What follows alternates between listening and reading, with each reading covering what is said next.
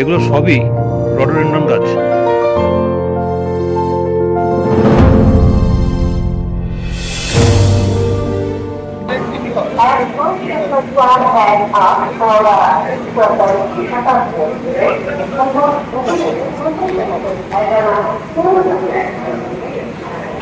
এবারে পাহাড়ের ট্রিপ হাওড়া হয়ে, শিয়ালদা হয়ে নয়, হাওড়া নিউ জলপাইগুড়ি শতাব্দী এক্সপ্রেস দাঁড়িয়ে রয়েছে হাওড়া 11 নম্বর প্ল্যাটফর্মে।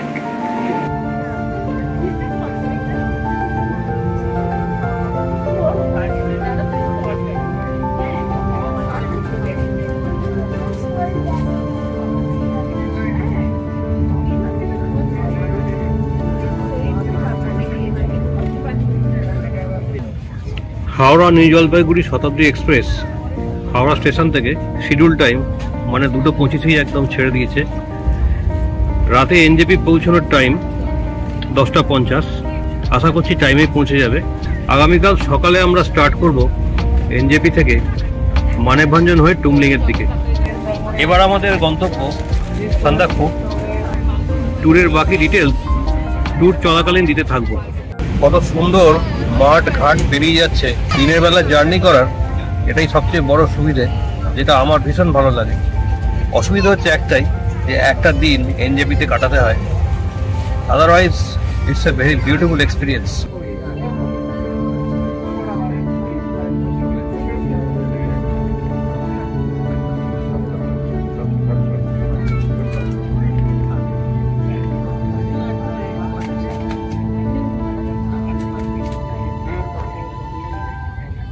শতাব্দী এক্সপ্রেস আমাদের ঠিক টাইমেই পৌঁছে দিয়েছে নিউ জলপাইগুড়ি স্টেশনে।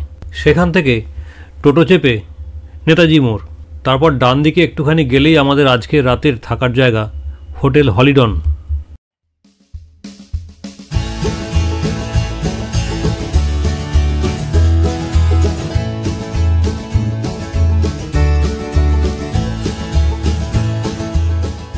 এবার চলেছি একটা মেঘের মুলুকে, টুমলিং।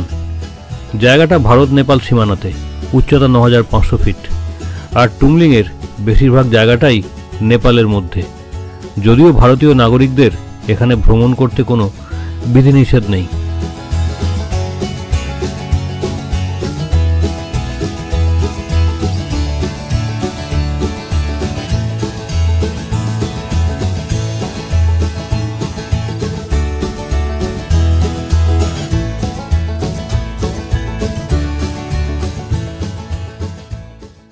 শিলিগুড়িতে গতকাল রাত্রে ছিলাম হোটেল হলিডনে।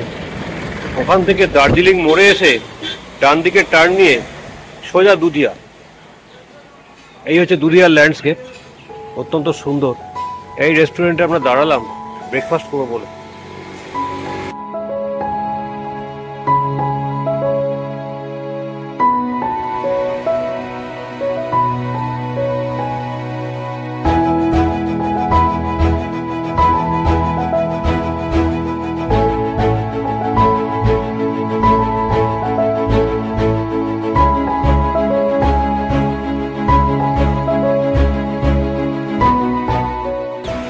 দুধিয়া ছেড়ে উঠে প্রথম পাহাড়ের বাঁধ, এখনো নিচের সমতল দেখা যাচ্ছে।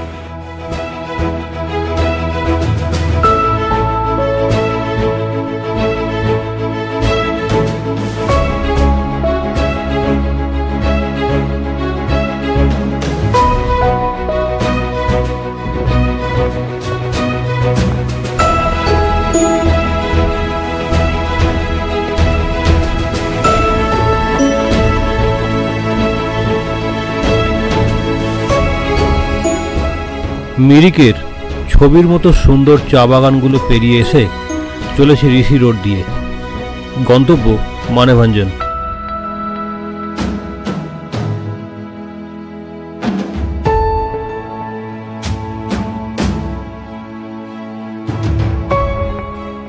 এনজেপির থেকে ভাড়া করা গাড়ি ওই পর্যন্তই যাবে। সেখান থেকে অন্য গাড়ি আমাদের পৌঁছে দেবে টুমলিং পর্যন্ত। টুমলিংয়ে পৌঁছানোর জন্য ট্রেকিং করে অথবা সরাসরি গাড়ি করে পৌঁছানো যায়। মানেভঞ্জন থেকে দূরত্ব 13 কিলোমিটার। সান্দাকফু রুটের ল্যান্ড রোভার বা অন্যান্য গাড়ি মানেভঞ্জনের সিঙ্গালীলা ল্যান্ড রোভার ওনার অ্যাসোসিয়েশনের অফিস থেকেই ভাড়া করতে হয়। অফিসের সামনে ঝোলানো বোর্ডে লিস্টেড গাড়িগুলোই ট্যুরিস্টদের অ্যালট করা হয়। 2025 সালের মে মাসের হিসেবে গাড়ির ভাড়া অ্যাসোসিয়েশনের অফিসের দেওয়ালে টাঙানো আছে।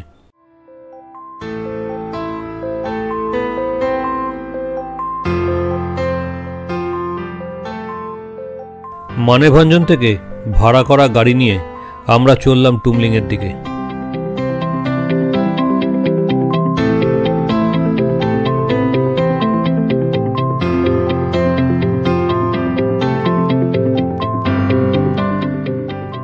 মানেভঞ্জন থেকে কিছুটা এগিয়ে এসে গাড়িটা আমাদের এইখানে নিয়ে এসে দাঁড়ালো। জায়গাটার নাম চিত্রে। একবার চারদিকের অবস্থাটা দেখুন, খালি মেঘ ছাড়া কিছু নেই। শুধু আমাদের গাড়ি নয়, অন্য গাড়িগুলোর রেডিয়েটরেও ঠান্ডা জল ঢালা হচ্ছে। আসলে চিত্রের পর থেকে সামনের চড়াই রাস্তা চলার জন্যই এই প্রস্তুতি।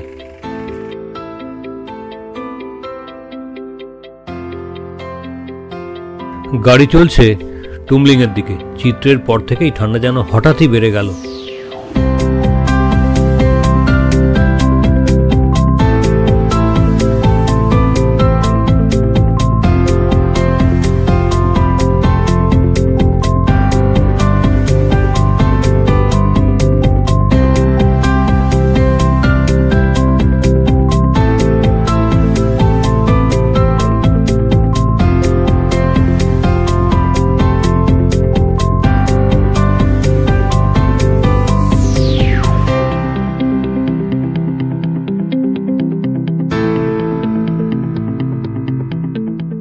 ওই দূরে দেখা যাচ্ছে টুমলিংয়ের হোটেলগুলো।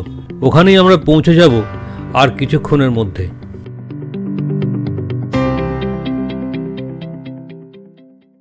আর এইটা আমাদের হোটেল সৎকার লজ। এইমাত্র টুমলিংয়ে আমরা এসে ঢুকলাম আমাদের হোটেলে। হোটেলের নাম সৎকার লজ। আর এই হচ্ছে আমাদের আজকের থাকার ঘর।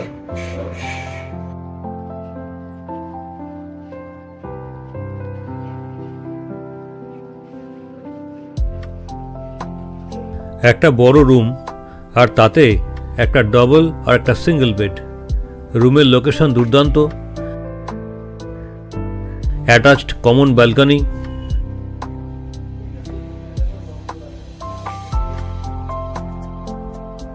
সাথে পরিষ্কার পরিচ্ছন্ন প্রমাণ সাইজের একটা ওয়াশরুম।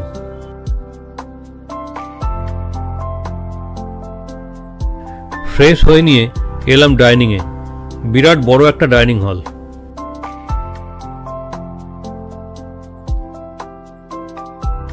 মুহূর্তের মধ্যে চারদিকটা মেঘে ঢেকে গেল। ডাইনিং প্লেস থেকে বাইরেটা দেখতে বেশ সুন্দর লাগছিল। লাঞ্চের মেনু ছিল ডাল, ভাত, আলু ভাজা আর সাথে ডিমের ঝোল। একেবারে স্ট্যান্ডার্ড পাহাড়ি মেনু।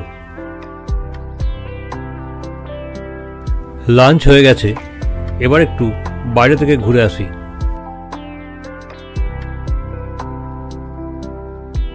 সান্দাকপুর উচ্চতা 11,900 ফিট। অত্যধিক ঠান্ডা, উচ্চতাজনিত সমস্যা ইত্যাদি অনেক কারণে কিছু ট্যুরিস্ট আছেন যারা টুমলিংয়ে এক রাত থেকে উচ্চতা কিছুটা সইয়ে নিয়ে পরের দিন সান্দাকপু দেখে মানেভঞ্জন বা অপেক্ষাকৃত নিচু কোনো জায়গাতে নেমে যাওয়াই প্রেফার করে থাকেন। শুধুমাত্র উচ্চতা সইয়ে নেওয়ার জন্য ছাড়াও টুমলিং তার নিজস্ব প্রাকৃতিক সৌন্দর্যের জন্যেও এমনিতেই অনেক বছর থেকেই প্রকৃতি প্রেমিকদের কাছে বিখ্যাত। ট্রেকিং করে টুমলিং আসতে গেলে মানেভঞ্জন থেকে গাড়ি করে চলে আসুন ধোত্রে। উচ্চতা 8,500 ফিট। একটা রাত ধোত্রেতে কাটিয়ে পরের দিন সকালে ব্রেকফাস্ট করে ধোত্রে স্কুল গ্রাউন্ড পার হয়ে জঙ্গলের রাস্তায় বেরিয়ে পড়ুন 6 কিলোমিটার দূরে টংলুর দিকে। টংলু থেকে আরও 2 কিলোমিটার ট্রেক করে টুমলিং। রাস্তার সৌন্দর্য কিন্তু ভীষণ ভালো, একেবারে আনকমন ল্যান্ডস্কেপ। তবে একটা জরুরি অ্যাডভাইস, এই পথে ট্রেক করবার সময় কিন্তু গাইড নিতে ভুলবেন না। এইদিকে টুমলিং ভিউ পয়েন্ট, টুমলিংয়ের সবচেয়ে উঁচু জায়গা। ডান দিক দিয়ে সোজা রাস্তা বেরিয়ে গেছে সান্দাকপুর দিকে। যতদূর চোখ যায় শুধু পাহাড় আর মেঘ কুয়াশার খেলা। ভীষণ জোরে হাওয়া চলছে। খুব সুন্দর ভিউ এখান থেকে। পুরো ল্যান্ডস্কেপটার বুক চিরে বেরিয়ে গেছে এই কংক্রিটের রাস্তাটা। ওটা এসেছে টংলুর দিক থেকে আর গেছে সান্দাকফুর দিকে। টুমলিং থেকে সান্দাকফু আরও 19 কিলোমিটার। রাস্তাটা দূর থেকে দেখলে মনে হয় যেন চীনের প্রাচীর। এলাকাটা একটু ঘুরে দেখতে না দেখতেই বৃষ্টি এসে গেল। বৃষ্টি থামার আর নাম নেই, চারদিকে যেন পুরো অন্ধকার করে এলো, সেই সাথে বজ্রপাতের শব্দ। আজকের মতো হয়তো আর হোটেল ছেড়ে বেরোনোই যাবে না। আপাতত ব্যালকনিতে বসেই টুমলিংয়ের বর্ষা উপভোগ করি। এখানকার বর্ষাও হয় খুব জোরদার। এখানে এসে নীল আকাশ আর কাঞ্চনজঙ্ঘার পরিষ্কার ভিউ যদি পেতে হয় তবে আসতে হবে নভেম্বর থেকে এপ্রিলের মধ্যে। এখনো বৃষ্টি হয়েই চলেছে আর বাইরের অবস্থা ঠিক এখন এইরকম। ব্যালকনিতেই বসে আছি, ভারী সুন্দর পরিবেশ।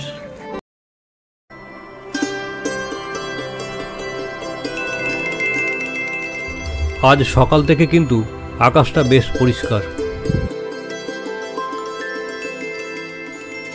টুমলিং ভিউ পয়েন্টে উঠছি।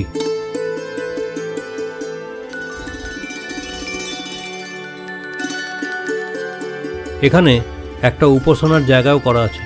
বেশ সুন্দর ভিউ এখান থেকে, যেমন হাওয়া চলছে আর তেমনই কনকনে ঠান্ডা। রাস্তার ধারের একটা কফি শপে ঢুকলাম।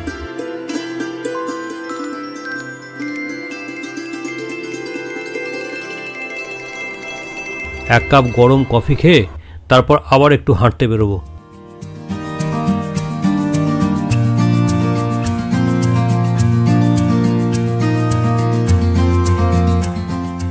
টুমলিং টপ থেকে আমাদের হোটেল ছেড়ে মানে সৎকার লজের জায়গাটা ছেড়ে আমরা হেঁটে চলেছি একটু উল্টো দিকে, অর্থাৎ কিনা টংলুর দিকটাতে।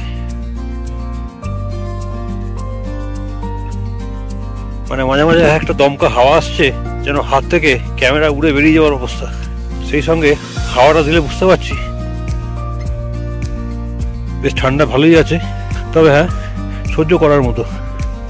গত 10 বছরে টুরিস্টের সংখ্যা বৃদ্ধি, সোশ্যাল মিডিয়ার প্রচার ও অন্যান্য বিভিন্ন কারণে ট্রেকিং রুট হিসাবে তুলনা করলে কিন্তু আজকের টুমলিংয়ে ভালোভাবে থাকার হোমস্টের অপশন অনেকগুলোই। 2025-এর মে মাসের হিসাবে টুমলিংয়ের হোমস্টেগুলোর অ্যাভারেজ ভাড়া 1500 থেকে 1700 টাকা মাথা পিছু ভিউ রুমগুলোর জন্য, আর নন ভিউ রুমগুলোর ভাড়া 1200 টাকার আশেপাশে। এর মধ্যে ধরা থাকে breakfast, lunch, dinner, evening snacks আর লজিং।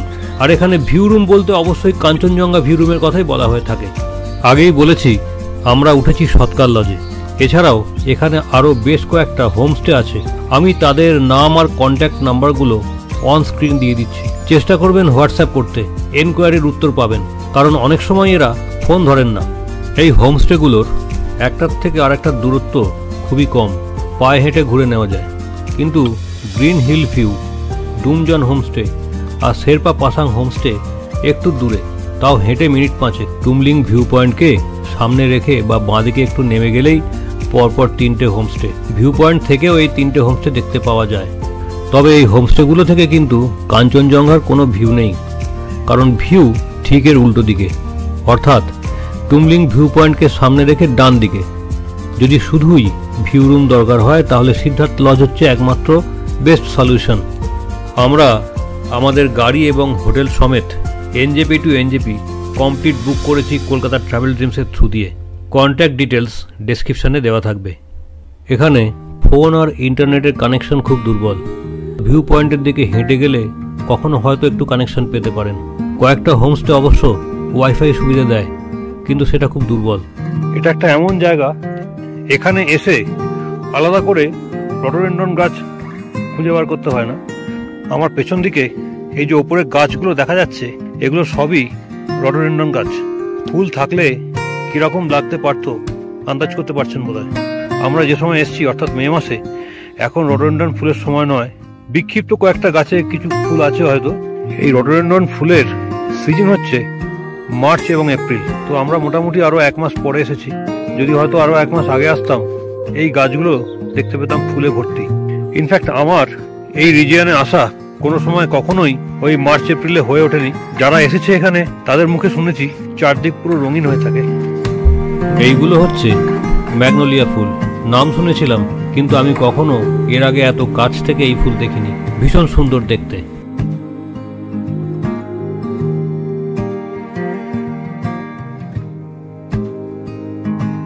আবার দেখছি মেঘও করে এসেছে, ভীষণ জোরে হাওয়া চলতে আরম্ভ করেছে। তাড়াতাড়ি ফিরে না গেলে এখানে দাঁড়িয়ে ভিজতে হবে, কারণ এখানে আর কোনো শেল্টার নেই। টুমলিং থেকে হাঁটতে হাঁটতে অনেকটা দূর চলে এসেছি টংলুর দিকে। ওই দূরে দেখা যাচ্ছে টুমলিং। আর একটা ব্যাপার খুব জরুরি, এই রিজিয়নে ঘুরে বেড়াবার সময় সচিত্র পরিচয়পত্র সঙ্গে রাখতে ভুলবেন না। আমরা টুমলিংয়ে গতকালকে এসেছি। গতকালকে সারাদিনটা প্রায় বৃষ্টিই ছিল, তাও তার একটা অন্যরকম বিউটি। আজকে সকাল থেকে উঠে তাও আকাশে মেঘই ছিল, কাঞ্চনজঙ্ঘা দেখতে পাইনি, স্লিপিং বুদ্ধও দেখতে পাইনি। তবু আমরা ঠিক করলাম কি একটু হাঁটতে বেরোই, একটু ডান দিক বাঁদিক টুমলিংকে হেঁটে দেখি। দেখলাম টুমলিংয়ের অনন্য রূপ, কাঞ্চনজঙ্ঘার ভিউ ছাড়াও আরও যে কতটা সুন্দর হতে পারে, সত্যি অত্যন্ত ভালো। অ্যাকচুয়ালি কোনো একটা জায়গাকে কমপ্লিট ঘুরে ফেলেছি এটা বলা যায় না কখনোই। তবু আজকে সকালের এই হাঁটাটা যদি না হাঁটতাম তাহলে হয়তো টুমলিংকে অনেকটাই দেখা হতো না। টুমলিং থেকে কোনো সাইট সিইং এর দরকার পড়ে না, এত সুন্দর ল্যান্ডস্কেপ, সামনে কাঞ্চনজঙ্ঘা, যদিও আমরা পাইনি।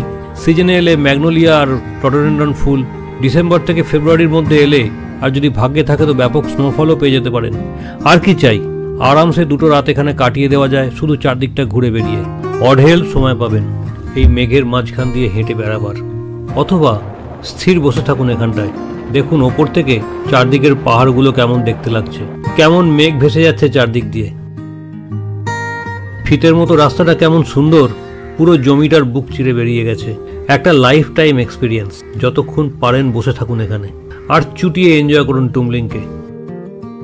দার্জিলিং থেকে মাত্র ঘন্টা 2-এর দূরত্বে এত সুন্দর একটা ট্যুরিস্ট স্পট, আবহাওয়ার এত বৈচিত্র্য, সাথে একেবারে আনকমন ল্যান্ডস্কেপ আপনাকে স্বাগত জানাবার জন্যে অধীর আগ্রহে অপেক্ষায় রয়েছে। নমস্কার, ভালো থাকবেন।